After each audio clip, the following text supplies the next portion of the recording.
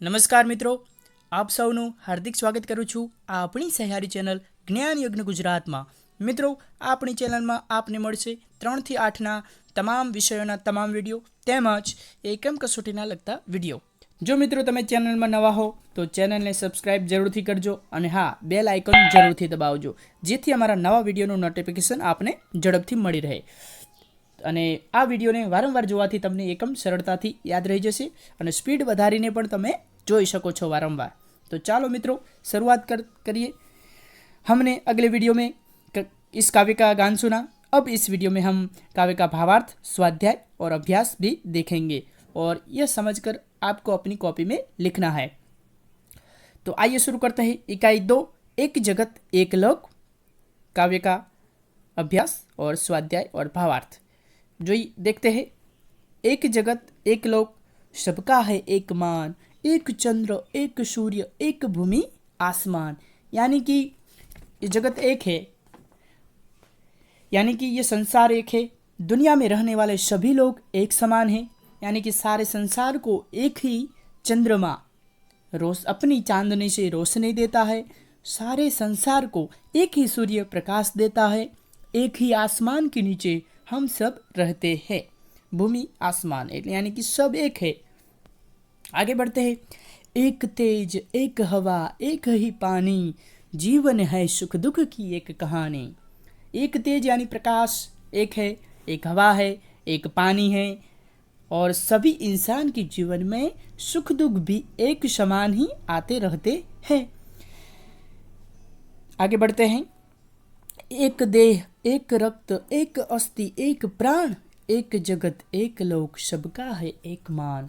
सभी इंसान को एक ही प्रकार का देह यानी कि शरीर है, एक ही प्रकार का रक्त है, रक्त यानी लोही, अस्थि यानी हड्डी, प्राण यानी जीव.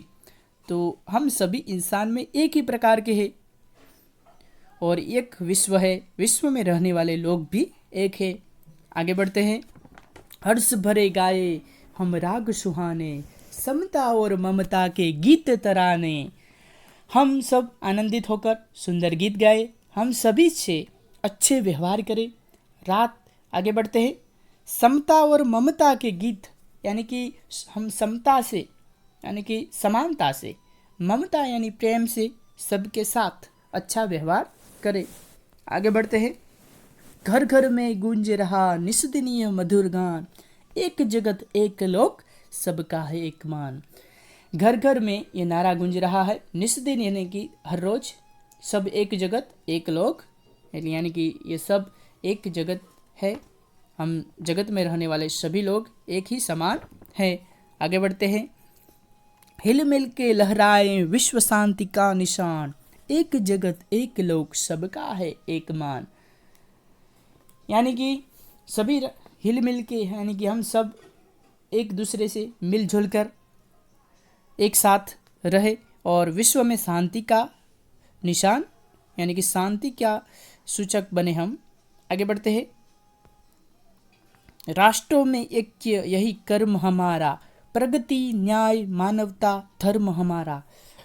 सभी राष्ट्रों को भी मिलजुल कर रहना चाहिए. हम सब मिलकर प्रगति यानी कि हम सब मिलकर प्रगति करें यानी कि विकास करें. हम सब मानवता की रक्षा करें, सबको साथ न्याय हो, सबके साथ न्याय हो, मानवता की रक्षा हो. हम सब विश्व शांति का झंडा लहराएंगे. आगे बढ़ते हैं. हिल मिल के लहराए विश्व शांति का निशान यानी कि हम सब मिलकर विश्व शांति का झंडा लहराएंगे. आगे बढ़ते हैं. एक जगत एक लोक, सबका है एक मान, एक चंद्र एक भूमि एक सूर्य एक आसमान. यानी कि ये सारा संसार एक है. संसार में रहने वाले सभी लोग भी एक समान हैं. चंद्र भी एक है, सूर्य भी एक है, भूमि भी एक है और आसमान भी एक है. आइए अब देखते हैं स्वाध्याय यानी कि अभ्यास. पहले देखते हैं शब्दार्थ. जग यानी जगत दुनिया, लोक यानी संसार, मान यानी आदर सम्मान, भूमि यानी जमीन धरती, तेज यानी प्रकाश, देह यानी तन काया शरीर, निस्दिन यानी हर रोज प्रतिदिन, रक्त यानी लहू खून, अस्थि यानी हड्डी, हर्ष यानी आनंद, प्राण यानी जान जीव, तराना यानी गीत गान, प्रगति यानी उन्नति, विकास यानी ऐक्य एकता, राग यानी स्वर ताल और लय युक्त संगीत, गान यानी गीत, निशान यानी चिन्ह। आगे बढ़ते हैं अभ्यास की ओर। प्रश्न 1, निम्नलिखित प्रश्नों के उत्तर दीजिए। प्रश्न 1 है, एक जगत एक लोक ऐसा कवि ने क्यों कहा है? तो उत्तर देखते हैं, यह संसार एक मानव लोक है। एक ही चंद्रमा सारे संसार में अपनी चांदनी फैलाता है। एक ही सूर्य सारे संसार को प्रकाशित करता है। दुनिया के सभी लोग एक ही धरती पर और एक ही आसमान के नीचे रहते हैं। इस प्रकार प्रकृति के तत्व हम सब के लिए एक है, इसलिए कवि ने एक जगत एक लोक कहा है। आइए दूसरे प्रश्न की ओर बढ़ते हैं। एक रक्त का अर्थ समझाइए। एक रक्त क्या है, इसका अर्थ समझना है हमें। आइए देखते हैं उत्तर। मनुष्य चाहे किसी भी देश, जाति और धर्म का हो, उसके रक्त का रंग लाल ही होता है। रक्त के रंग की समानता से साबित होता है कि पूरी मनुष्य जाति एक है। भले ही हमारे रूप रंग भिन्न हो, पर भीतर से हम सब एक है। आगे बढ़ते हैं प्रश्न 3 की ओर। प्रश्न 3, हमारा धर्म क्या होना चाहिए? उत्तर देखते हैं, सबकी प्रगति हो, सबको न्याय मिले और मानवता की रक्षा हो, यही हमारा धर्म होना चाहिए। आगे बढ़ते हैं प्रश्न 4 की ओर। प्रश्न 4, हमारा जीवन सुख दुख की एक कहानी है, ऐसा कवि ने क्यों कहा है? उत्तर देखते हैं, सभी मनुष्य के जीवन में कभी सुख के दिन आते हैं तो कभी दुख के दिन भी देखने पड़ते हैं। किसी का सारा जीवन न सुखी होता है न दुखी। जीवन में बारी बारी से सुख और दुख आते रहते हैं, इसलिए कवि ने कहा है कि हमारा जीवन एक सुख दुख की कहानी है। आइए आगे बढ़ते हैं प्रश्न 3 की ओर। उदाहरण के अनुसार निर्देश वर्ण से शुरू होने वाले शब्द बनाइए। क यानी क से बना हुआ शब्द है कौवा, कमल, कागज और कौशल, तो हमें ग से बनाना है। गणेश, गज, गीत, गाना। घ से बनाना है घटना, घर, घंटी, घंटा। च से बनाना है चरखा, चमचा, चरण, चटाई। म से बनाना है महल, मकान, मगर और मकान। आगे बढ़ते हैं प्रश्न 4 की ओर। शब्द सारणी, तो यह पजल दी हुई है। पजल में से हमें शब्द ढूंढकर लिखना है। तो आइए देखते हैं। एक शब्द मस्जिद, दूसरा हिंदू। आगे बढ़ते हैं गुरु ग्रंथ साहिब, जो सिखों का धर्म ग्रंथ है। आगे बढ़ते हैं सिख। आगे बढ़ते हैं मंदिर, जो हिंदू का आस्था का स्थान है। हम सब हिंदू मंदिर में अपने इष्ट देव की आराधना करते हैं। आगे देखते हैं ईसाई। ईसाई एक धर्म का नाम है जिसका धर्म ग्रंथ बाइबल है। आगे बढ़ते हैं मुस्लिम। मुस्लिम एक धर्म का नाम है जिसका धर्म ग्रंथ है कुरान। आगे बढ़ते हैं स्वाध्याय की ओर। तो हम देखते हैं अब स्वाध्याय। प्रश्न 1, निम्नलिखित प्रश्नों के उत्तर लिखिए। 1 नंबर, इस काव्य में प्रकृति के कौन कौन से तत्व हैं? तो आइए देखते हैं उत्तर। इस काव्य में प्रकृति के तत्व चंद्रमा, सूर्य, भूमि, आकाश, हवा और पानी है। आगे बढ़ते हैं प्रश्न 2 की ओर। काव्य का शीर्षक एक जगत एक लोक क्यों रखा है? उत्तर, पूरे विश्व को एक ही सूर्य प्रकाश देता है। विश्व में एक ही हवा चल रही है और पानी भी एक ही है। सबके जीवन में सुख और दुख समान है।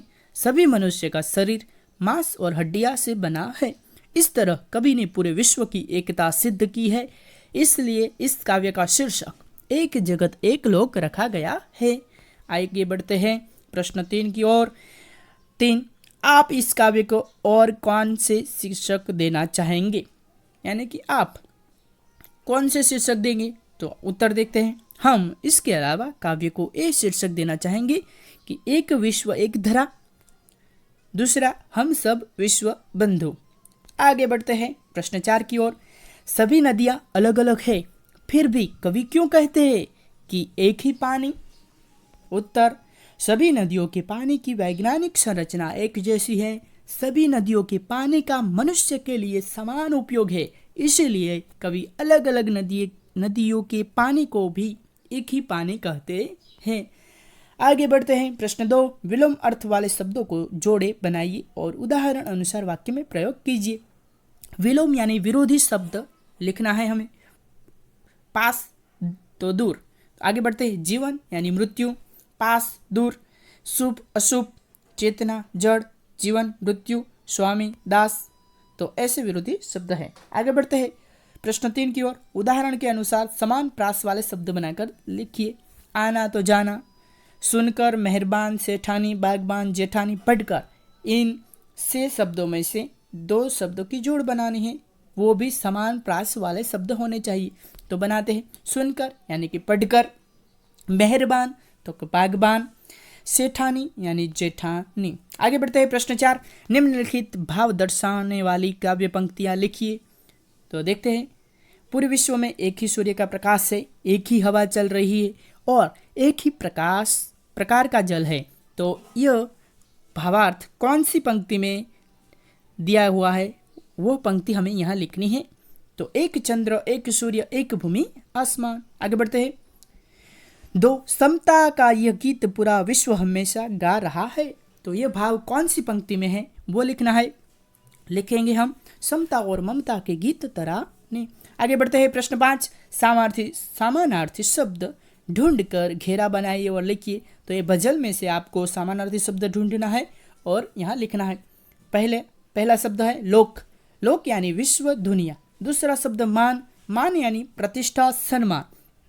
तीसरा निशान, निशान यानी संज्ञा चिन्ह। हाथ, चौथा नंबर, हाथ यानी हस्त पाणी। 5वां नंबर अंबर, नभ, गगन, आकाश। ये शब्द भजल में है, आपको ये ढूंढना है। तो आइए आगे बढ़ते हैं प्रश्न 7 की ओर। नीचे दिए हुए चौरस में से उदाहरण के अनुसार संज्ञा शब्द बनाइए और उनका वाक्य में प्रयोग कीजिए। तो हम पहले संज्ञा ढूंढकर लिखेंगे।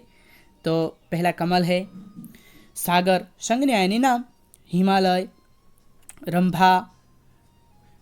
आगे बढ़ते हैं आरती और मालती। तो ये सब आपको लिखना है।